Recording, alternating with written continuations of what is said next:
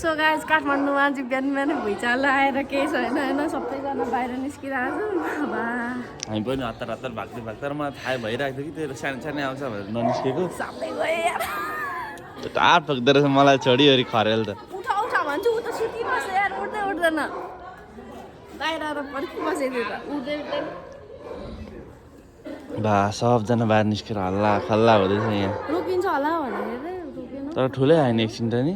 गुडुरुङ गुडुरुङ गुडुरुङ यस्तो उठेको यस्तो भयो भने एकछिन उभिएर अनि फेरि भाग्यो काठमाडौँमा चाहिँ अहिले फेरि डर अस्ति पनि एकचोटि आएको थियो तर एकछिन छस्स आएको थियो क्या एकचोटि गुडुरुङ गर अनि गइहालेको थियो अहिले त हल्लेको हल्ले गुडुङ गुडुङ गुडुङ गुडुङ गुडुङ हल्लेको गर्दो रहेछ सबजना बाटो हल्ला खल्ला गर्दैछ